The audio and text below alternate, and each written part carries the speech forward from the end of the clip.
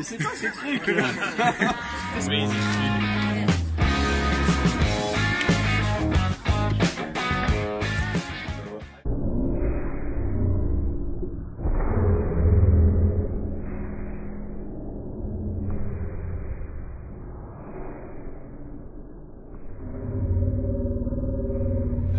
Since when are you a professional arm wrestler?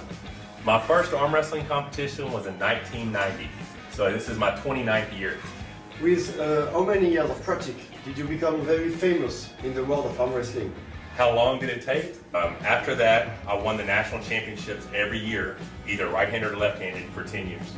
But in 2006 is when I beat Marcio Barboza in a super match. And when I beat Marcio, I think is when people recognize that I was among the top guys in the world.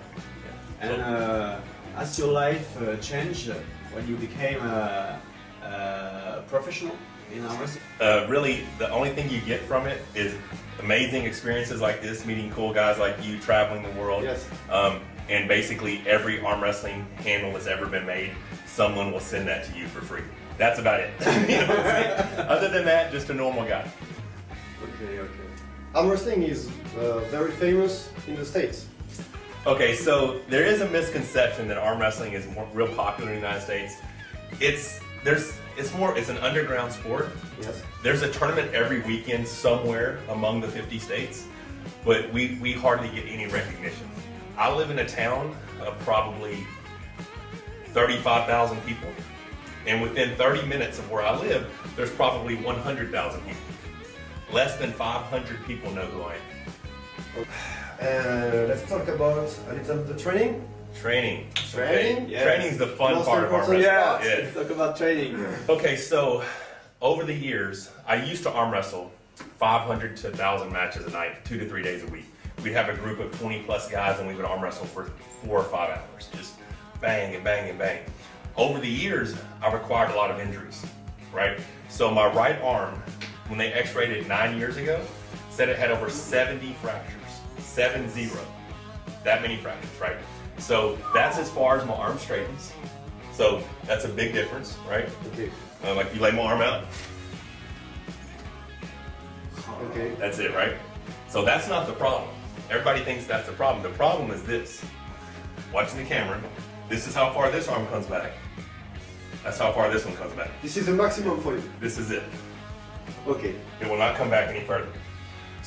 Because of those injuries, I've had to adapt a style of training that is not so much on the table, but more in the gym.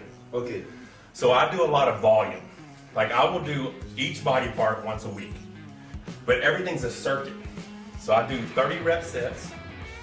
So it'll be 5 exercises, 30 reps each set, with wrist rolls, cable pulls, and battle ropes in between each round. So my maximum workout time per day is 15 minutes. 15? That's all I do.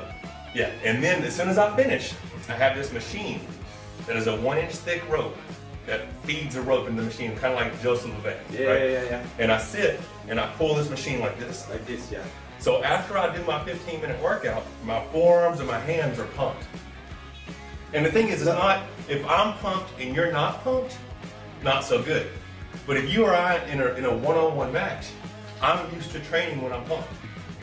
Also, if you and I get into a long match, I already know that I can go 100% of my maximum effort for 10 to 15 minutes because I do it every single workout. Okay. So when they say go and the match stops, I don't know how long he can go, but I can go for 15 minutes. Yes. Because I do it every day.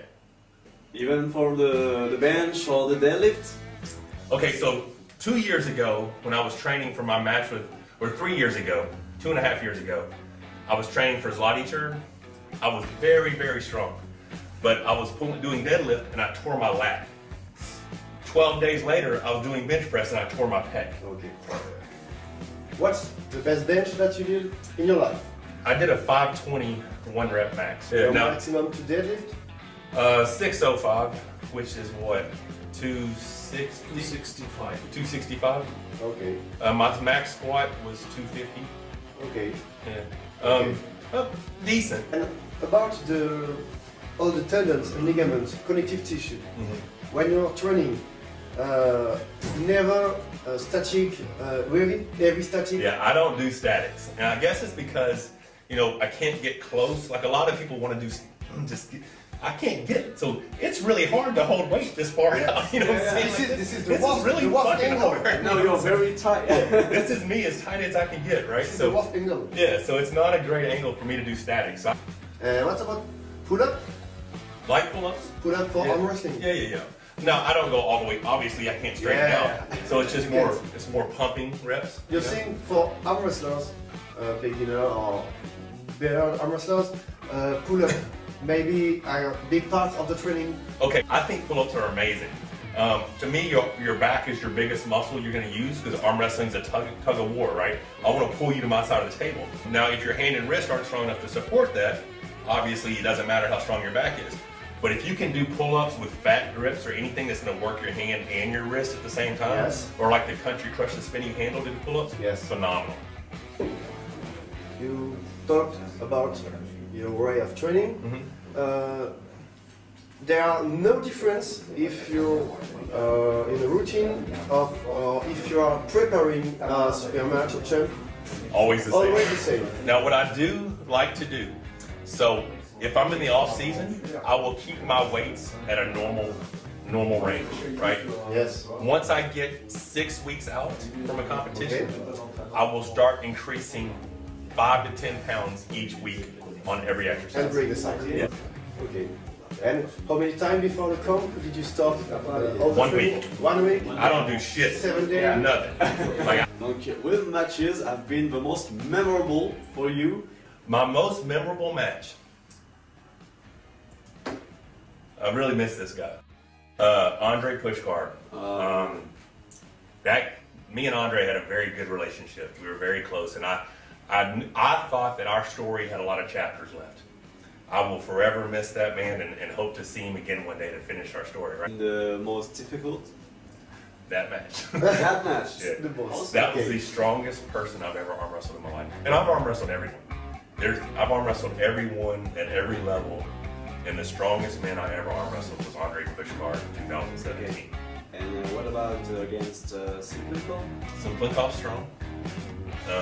The last time I pulled him in 2011, I beat him on Friday. He came back the next day and beat me twice on Saturday. Had that been a one-day event, I could have beat him 1,000 times that day. I have so many injuries that I don't arm wrestle well 2 days back to back. He got me, and then in 2016 we arm wrestled in Vegas, and I really didn't know until like 2 weeks before that match was really happening, so I wasn't really taking it seriously. And he beat me 4-2, which is questionable. I don't think I fouled out match 6, but oh well. I felt like I had a very good chance of winning that match that day. I think I made a couple of mistakes, but so Dennis is a great guy. Dave Chafee's a great guy. Everybody, but Andre Pushkar, of my 29 years arm wrestling, the strongest man I've ever arm wrestled in my life. And for all the beginners who want to get introduced in the world of arm wrestling, what would be some great advice? My best advice for someone who's beginning to arm wrestle or getting interested in arm wrestling is find a group of guys to arm wrestle with, right? The cool thing is we're a very open community. We're willing to accept anyone. Find somebody who likes arm wrestling and start arm wrestling. Get on the table as much as possible. Now the sport has evolved, and it's not just table time, it's gym work. It's isolated arm wrestling exercises. Do everything. Get with someone who knows how to arm wrestle and just learn how to arm wrestle. Okay.